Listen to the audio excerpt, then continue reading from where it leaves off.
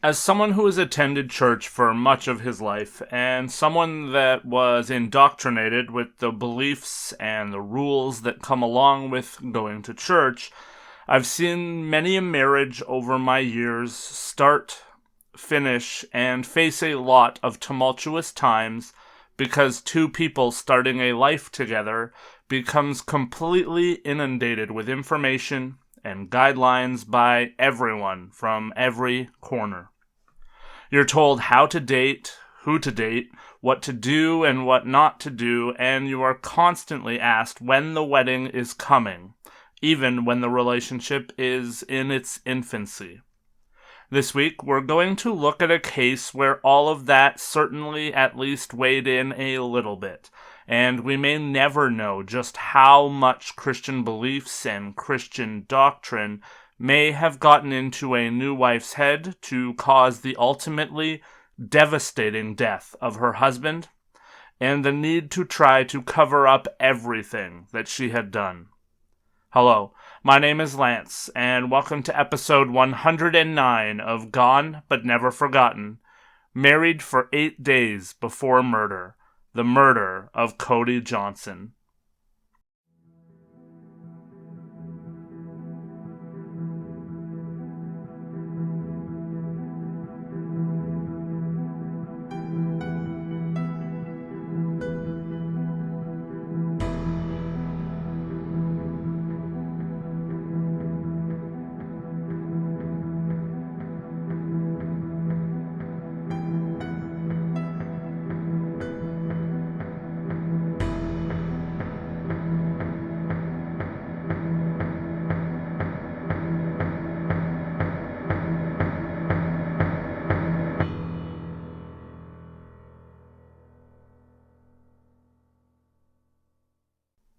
Jordan Lynn Graham was born in August of 1991, and she lived with her family in Kalispell, Montana, which is located in the northwest of Montana and not far at all from Glacier National Park. Kalispell is a small town that is located in what many regard as one of the most beautiful and scenic areas of North America, let alone the United States. Growing up, Jordan was a steadfast member of her church, Faith Baptist Church, and she could always be found at the church in some capacity, always attending Sunday services and special events, barely missing anything that was ever put on by the church. Faith Baptist Church was central to her life, as were her Christian beliefs, and as such, she did not date a lot, and she dreamed of a day when she would meet the man of her dreams. She wanted him to sweep her off her feet, and she wanted to start a family and become a stay-at-home mom.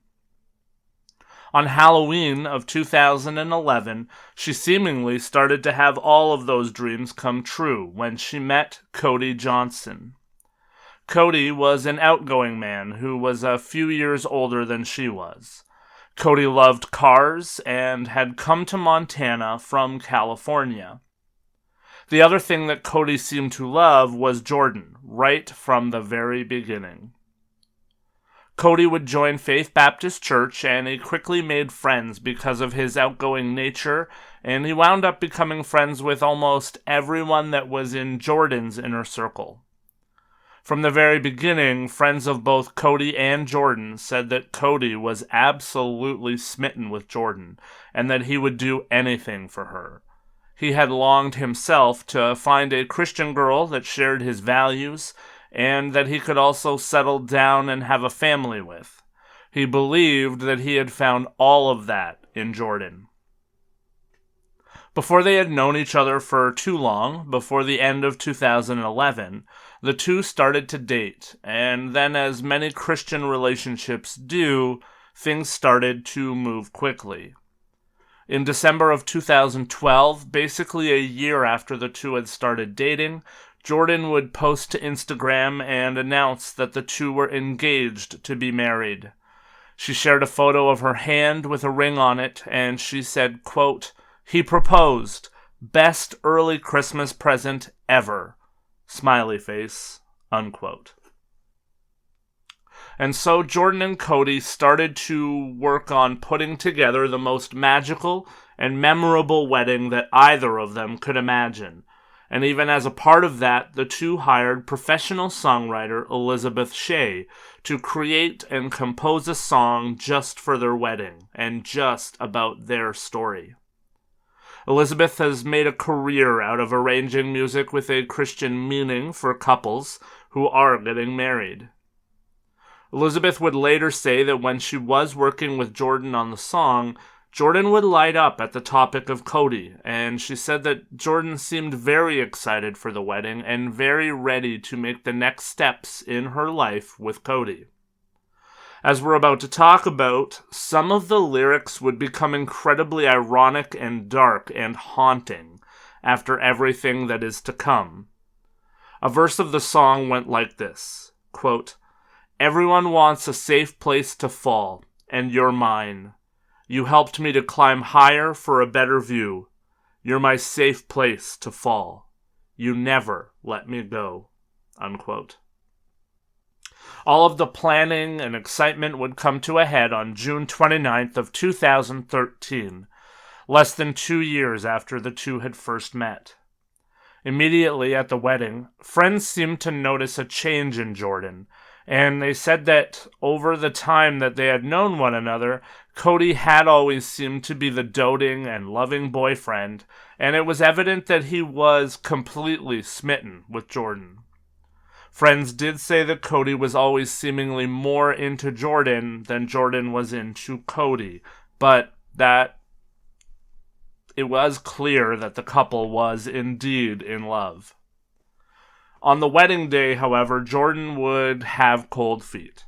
She seemed to be crying too much on her way down the aisle, and overall she seemed as though she did not necessarily want to be at her own wedding.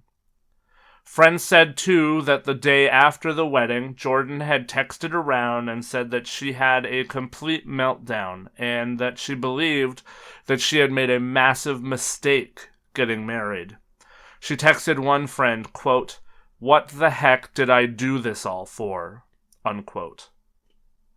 Of course, as anyone knows, when they have a friend that gets married, there always seems to be some level of cold feet either before or after the wedding, and Jordan's friends thought that this was much of the same, and so they brushed it off and told Jordan that things would level out over time. Unfortunately, though, in this case, things were not going to level out. On July 8th, just 8 days after Jordan and Cody got married, Cody would be reported missing, but he was not reported missing by his wife, Jordan. Instead, he was reported missing by his friend and boss, Cameron Fredrickson.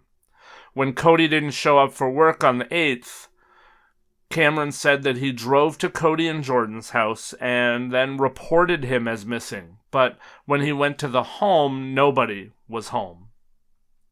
As one can imagine, investigators were immediately taken aback by the fact that Jordan had not reported her husband as missing.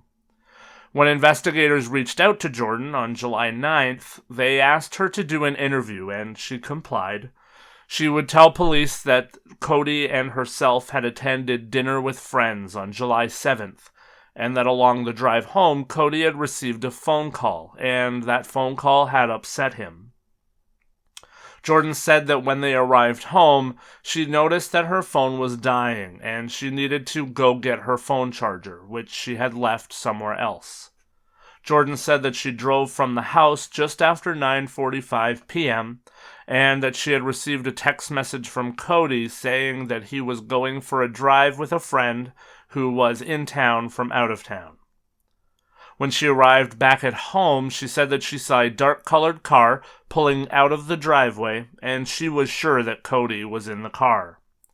She also told investigators that she was unable to show them the text message exchange because she and Cody routinely deleted all of their text messages. How convenient.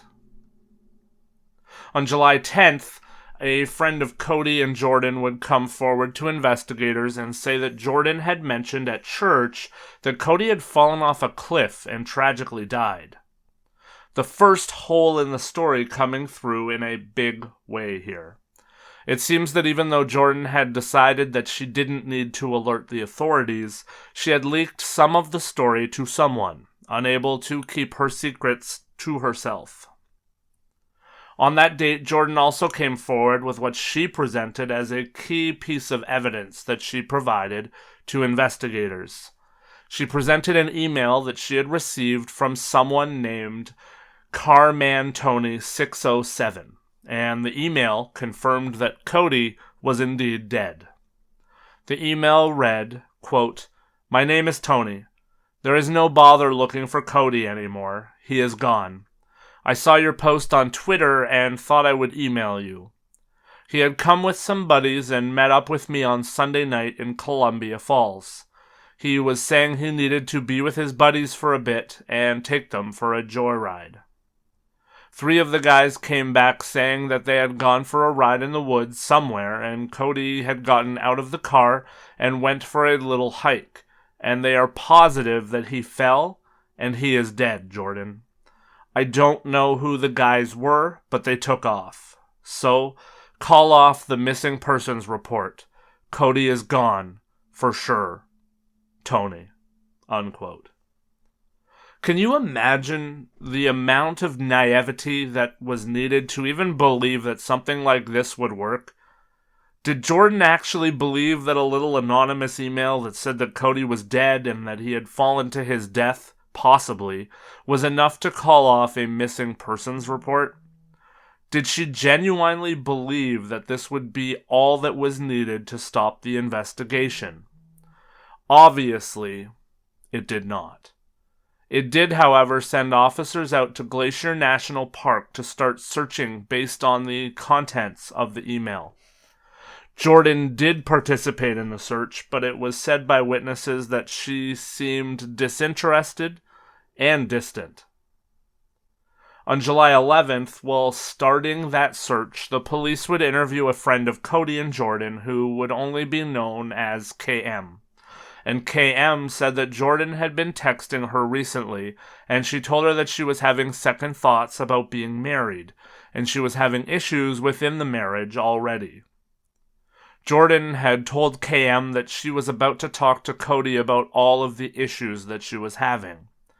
Hauntingly, the text message exchange ended with Jordan saying, quote, "But dead serious, if you don't hear from me at all again tonight, something happened." Unquote. While Jordan was out driving around Glacier National Park, she would stop driving at a secluded stretch of road that led to an overlook from atop the mountain. This is part of what is called the Loop in Glacier National Park. Jordan told friends that she had a feeling about this particular location, and she made her way up to a dangerous 200-foot cliff that overlooked a ravine down below. Witnesses would watch on as Jordan, suddenly inspired, would climb over jagged rocks and terrain that was not safe so that she could look over the cliff better and down into the ravine. As she looked over, Jordan would start yelling for help and say that she had indeed found a body at the bottom of the cliff. One of the park rangers that was on site and helping with the search said that it was rather strange to him that Jordan had been the person that found the body, especially in the way that she had found it. Jordan would say that it was a place that Cody had said he wanted to climb to and visit before he died. She said that he used to visit the area with his friends to air out their cars. On July 16th, Jordan would be brought in for a second interview with investigators because park rangers alerted them to the fact that it was pretty crazy that Jordan would go directly to the place where the body was found, and everyone believed by this point that perhaps Jordan knew a heck of a lot more about what had happened to Cody than she was letting on. Investigators also would come to find that the email that Jordan had presented to police from Tony had actually been typed up from a place that Jordan would have clearly had access to, her parents' house. When Jordan was confronted with all of this evidence that was mounting against her, she broke down and she admitted that she'd pushed Cody off of the cliff. She told investigators, quote, "I just pushed. I wasn't thinking about where we were," unquote. It came out also that the reason for a lot of the discord within the marriage was the fact that Jordan had found herself afraid to have sex after she got married. It seemed that after years of having her mind drilled with the rules that her parents and her church had drilled into her head, her anxiety was such that she couldn't wrap her head around doing something that she had seen as a sin for most of her life. However, with all of that said, she was apparently okay with trying to cover up murder. The new facts that Jordan presented to investigators were as follows. Jordan and Cody had hiked up to the loop on the 7th, and the two had started to have an argument near the ravine. And that was when Jordan said that Cody had grabbed her by the arm, and she had pushed away from him with both hands, which had caused him to stumble and fall off the 200-foot cliff. On July 18th, Jordan would also admit to police that she had lied about her husband's death and she had provided false statements. It would take them until September 9th for Jordan to officially be charged with second-degree murder, allowing for the fact that the murder was an accident and that it had happened in a fit of rage over the fight that Jordan alleged that the couple had had. 3 days later, Jordan would be released from custody after it was deemed that she was not a flight risk, and she was ordered to live under house arrest with her parents. Jordan would be indicted on October 3rd with a first-degree murder charge, a second-degree murder charge, and charges for making a false statement regarding the death of Cody Lee Johnson. The first-degree murder charge would carry a mandatory life sentence and was presented because prosecutors did in fact believe that they could prove that Jordan had premeditated Cody's murder. The second-degree murder charge is for any form of murder without malice and premeditation. A second-degree murder charge carries a maximum sentence of life imprisonment. The trial would head to court on December 9th of 2013, and after 4 days of trial, Jordan would change her plea from not guilty to guilty on the grounds that she would be found guilty of only one count of second-degree murder. The case was in the middle of being presented, but had not been submitted to the jury for deliberation before Jordan changed her plea and made that plea deal. After she made the plea deal and she read the memo regarding the case, Jordan tried to demand a new trial because the memo said that the prosecution believed that the murder was premeditated. She said that she believed that the agreement was hollow and that she wasn't actually getting anything from the deal. Her request for a new trial was denied. On March 27th of 2014, Jordan Graham was sentenced to 30 years in prison for killing her husband, who she had been married to for 8 days. Judge Donald Malloy said in his sentencing that he did not see Jordan showing any remorse for the murder of Cody, and he also ordered that Jordan pay $17,000 as restitution. He also said that Jordan had lied repeatedly and wasted the time, money, and efforts of many people. And that is where this case sits. This one's crazy for me because it does hit kind of close to home, like I said off the top. When I was younger, I was in a relationship for a short time and went through a lot of the things that I believe that Cody and Jordan would have been subjected to. The constant questions at church about marriage and children, and just the disregard for the fact that two people need to have time and need to figure one another out before they rush into anything, especially marriage. I had those circumstances ruin a couple of relationships over the years, but certainly none of them ended due to murder, I can assure you. Another problem within the church is the fact that people are often told point blank that divorce is not something that is allowed or looked well upon, and that things can always be patched up and things can always be worked out. One has to wonder if that mindset is also partially what crept in here. Perhaps Jordan believed that there was no path to divorce and that she was not happy, so she did need to take things into her own hands. I, for one, do not believe the story that she accidentally pushed Cody, forgetting where they were. This was perhaps not premeditated, but it was very clear to me that Jordan admitted to mental health issues as well along the way, and in the end, whatever issues she had wound up costing a man that loved her dearly the rest of his life. Just absolutely disgusting, no matter how you look at this case. Imagine going your entire lives, in the case of Jordan and Cody, dreaming of falling in love, getting married, and starting a family, only for all of that to end after 8 days for Cody, and essentially the same for Jordan. 30 years in jail pretty much ensures that she won't be starting a family with anyone, and that she will spend all of her best years exactly where killers should be, behind bars in prison. I want to do a small public service announcement here for anyone listening that may be going through something like this.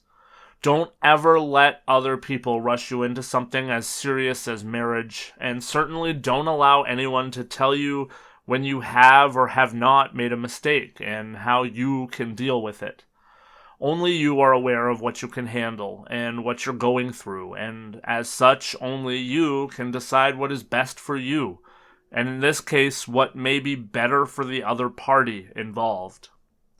Heartbreak is very difficult to go through, but certainly doesn't come with the finality that homicide does. I try to stay away from religion here on the podcast as much as I can. However, in this case, it did need to come to the forefront. And like I said, it hits on a few things that I'm passionate about that I believe are wrong within churches that I have attended over my life. What say you? I'm going to open the social media lines and ask with this episode how you feel about this case and how much you believe that Christianity might have weighed in on this situation. Please come over to X, Instagram, Facebook, TikTok, or Patreon and let me know how you feel. I imagine we could have some impassioned debate on this topic and this case. I look forward to hearing from you regarding this case and any of the other cases that we've covered. As well, please reach out if there's a case you believe I could cover here on the podcast and get some eyes and ears on. I'm always open to suggestions. Without any further ado, I will wish you a good week, a wonderful holiday season, and of course, I hope and pray that each and every one of you out there is doing your part to make the world around you just a little bit better. Thank you for listening to the podcast, and I look forward to spending time with you again next week. Take care.